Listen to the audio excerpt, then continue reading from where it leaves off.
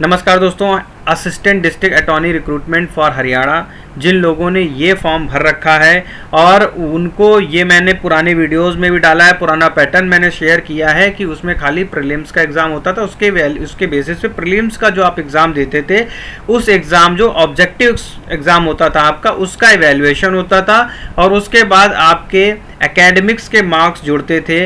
अब इसमें जो है बहुत बड़ा चेंज हो गया है, पूरा का पूरा पैटर्न ही चेंज हो गया है। तो अब ये बाकी पेपरों की तरह जो यूपीएससी के पेपर हैं, सिविल जज के पेपर हैं, उनकी ही तरह प्रीलिम्स और इंटरव्यू के बीच में एक जो मेंस का पेपर है वो भी इन्होंने डाल दिया है। तो चलिए क्या है डिटेल, पूरी डिटेल को देखते हैं, पूरे नोटिफिकेशन को देखते हैं कि क्या है ये नोटिफिकेशन। वीडियो में शुरू से लेके एंड तक बने रहिए ताकि आपको सारी इन्फॉर्मेशन A to Z पता चल सके। साथ ही एक छोटी सी रिक्वेस्ट है, अगर आपने अभी तक हमारे चैनल को सब्सक्राइब नहीं किया है और आपको लगता है कि हम काफ़ी वैल्यूएबल इन्फॉर्मेशन आप तक लेके आते हैं तो आप इस चैनल को जरूर सब्सक्राइब कर लीजिए, नोटिफिकेशन के आइकन को प्रेस कर दीजिए ताकि सारी इन्फॉर्मेशन आपको समय पर मिल सकें। असिस्टेंट डिस्ट्रिक्ट अटॉर्नी रिक्रूटमेंट का जो ये नोटिफिकेशन है, हम ये अब इस पर देखते हैं कि क्या नया नोटिफिकेशन आया हुआ। तो ये नोटिफिकेशन है Haryana public service commission announcement. The commission had decided that there will be a recruitment test for the post of assistant district attorney in prosecution department Haryana.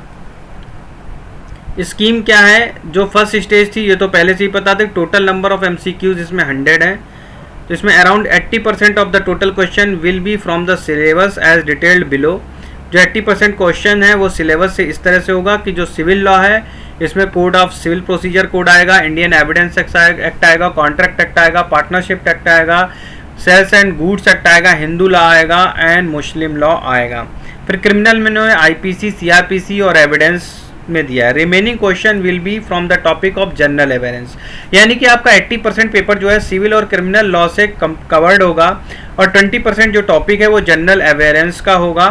तो इसमें प्रीलिम्स में जो क्वेश्चन है वो पूरा आपका ऑब्जेक्टिव टाइप होगा और इसमें जो 80 और 20% में डिवाइडेड होगा पेपर। 80% में आपका सिविल लॉ और क्रिमिनल लॉ आएगा और 20% में आपका जो है वो बाकी polity, history, geography, economical, modern history, ये सब इसमें कवर्ड होगा। ये जो भी है ये सिलेबस लिखा हुआ है आपका पूरा का पूरा। उसमें जनरल अवेयरेंस होगा, जनरल मेंटल एबिलिटी होगा, कंप्रेहेंशन क्वेश्चन होंगे, लॉजिकल रीजनिंग मतलब इंग्लिश आएगी इसमें, एनालिटिकल एबिलिटी है, decision making, problem solving, basic numeracy, data interpretation and this question related to history, geography, polity, economic and culture. तो इसमें आप ये मान के चलिए अगर आपने पूरा लॉ का सेक्शन अच्छे से कवर किया है और अगर आपने ये 20% पोर्शन छोड़ भी दिया है तो अभी आप इसमें इंग्लिश का पोर्शन और रीजनिंग का पोर्शन अगर आप ढंग से कर लेते हो तो भी आपका ऑलमोस्ट 20 आउट ऑफ 10 जो है आपका जो है निकल आएगा। तो ऑलमोस्ट 90% पेपर आपका हो जाएगा कवर इसमें।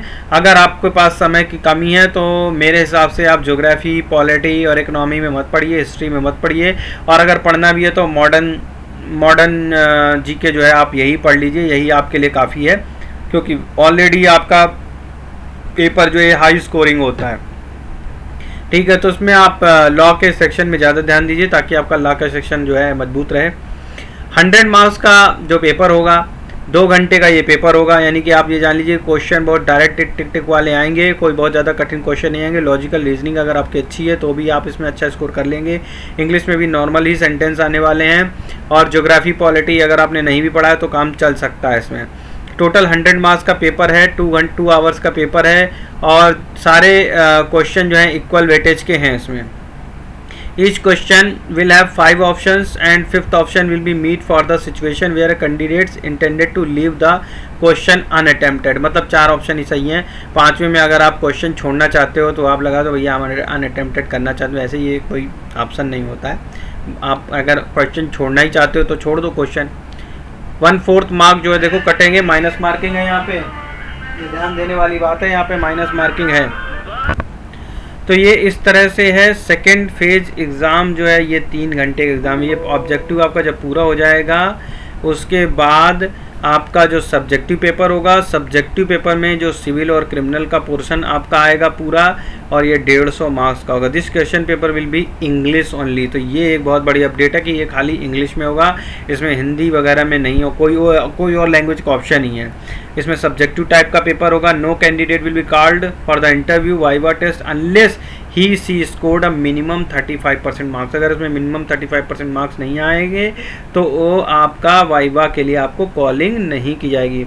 इसमें देखो, candidate 4 time the marks obtain by the candidate in the screen test will not be counted for the final selection because it is meant only for the short listing. देखो, ये जो prelims था पहले, इसका जो शॉर्ट लिस्टिंग में role था, अब ये रोल खत्म कर दिया गया है। अब ये रोल आ गया सीधा सेकेंड स्टेज एग्जामिनेशन। बीच में जो सब्जेक्टिव पेपर डाल दिया गया, इस पर आ गया है। अब ये सब्जेक्टिव पेपर का जो 35% इसमें भी क्राइटेरिया है, और 35% से ऊपर मार्क्स ही आपको लेके आने हैं। एंड इसका वेटेज जो है 87.5% होगा, और बाकी 12.5% जो वेटेज है वो आपके इंटरव्यू को दिया गया है। तो फाइनल में मेरिट जो बनेगी वो सेकेंड फेज और इंटरव्यू को मिला करके बनेगी। 12 अप्रैल 2023 की डेट की अनाउंसमेंट है। तो काफ़ी बड़ी अपडेट थी, आपको देनी थी, आपको मैंने दे दी। आशा करता हूँ कि ये डिटेल आपको जो है पूरी आपको मिल गई होगी। आपको अब आपके डाउट सारे क्लियर हो गए होंगे।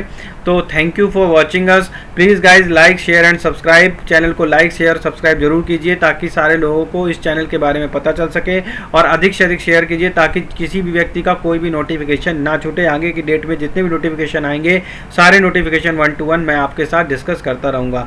Thank you for watching us.